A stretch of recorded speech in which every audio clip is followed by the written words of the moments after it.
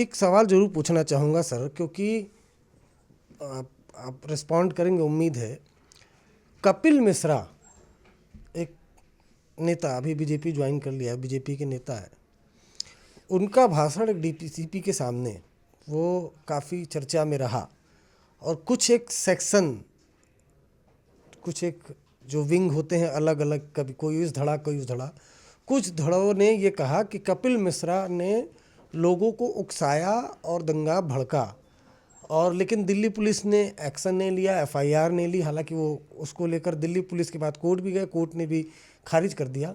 तो कपिल मिश्रा की भूमिका क्या रही थी, आपके पास तक क्या पहुंची थी, और क्यों एफआईआर ने दी? क्या कोई रोल था, नहीं था, इसके बारे में? आप कह रहे हैं कि कपिल मिश्रा के रोल को और जो उस पर आरोप लगे थे उसको कोर्ट ने खारिज कर दिया। हाँ, जहाँ तक मेरी जानकारी। तो ये तो कोर्ट ने भी देख लिया, तो इसके बाद है मुझे कहने की कोई आवश्यकता नहीं है। देखिए, भाषणबाजी होती है, भड़काऊ भाषण भी आदमी करता है। एक इन्होंने नहीं किया, उस दौरान हमने पूरे लिस्ट बनाए थे कि किन किन लोगों ने भड़काऊ भाषण किया था। तो हमारे पास कुल मिलाकर के 14 या 16 लोगों के नाम आए थे। मैं उनका नाम नहीं लेना चाहूँगा क्योंकि ये एक अननेसेसरी एक सेंसेशन क्रिएट करूँगा। उसमें बहुत सीनियर लोग का भी था और विभिन्न पार्टियों का भी था। तो हमने देखा कि इन्होंने क्या भाषण दिया, तो और क्या उस भाषण से राइट्स हुए क्या? तो हमने पाया कि नहीं हुए। एक चीज़ मैं बताऊं, लोग कहते हैं कि कपिल मिश्रा ने भाषण दिया और उसके बाद राइट्स हो गए थे।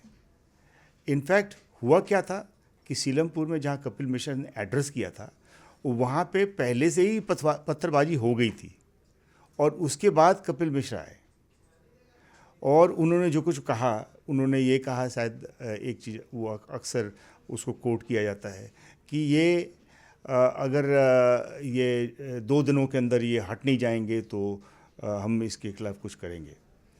तो वो इस प्रकार की नहीं भाषण थी जिससे राइट्स हो जाएं।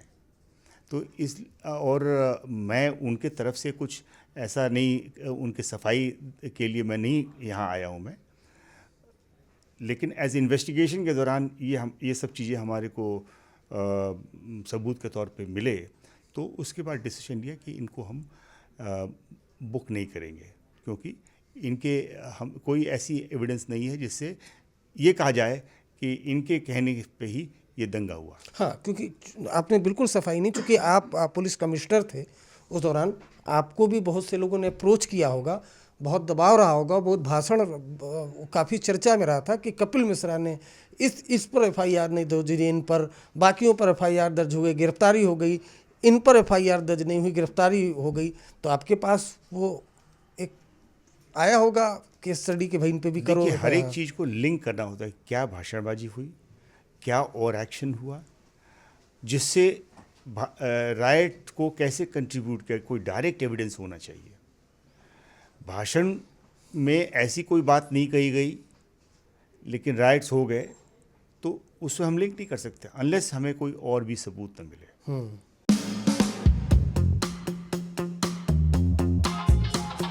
इस कहानी में ट्राइबलिज्म है, इस कहानी में फिरका परस्ती है, इस कहानी में तुर्की के राष्ट्रपति की अपनी महत्वाकांक्षाएं हैं। आज के डेट में Syrian airbase, naval base, missile capability सब खत्म, साइंस रिसर्च सब खत्म, ध्वस्त कर दिया। वही बड़ी बड़ी प्रतिमाएं जो है धूल धूसरित हो रही हैं, वही जश्न मन रहा है, और इसका मतलब है कि कभी यही आदमकद मूर्तियां अपने जीते जी इन लोगों ने लगाई थी, क्योंकि इन्हें भरोसा था कि हम ही रहने वाले हैं। फैशन मैगजीन है वोग, उसने बशर अल असद की वाइफ के लिए द रोज इन डेजर्ट। बिल्कुल। तो क्या ये कहा जा सकता है कि लोगों ने अब चुनावों का इंतजार करना बंद कर दिया है? भारत की जो फॉरेन पॉलिसी है यह है कि हम दूसरों के फटे में टांग अड़ाना हम लोग बंद कर दिए हैं। तो वो आलसीपना हम लोगों को छोड़ देना चाहिए कि चीज़ों को हम देखें कि bad guys versus good guys.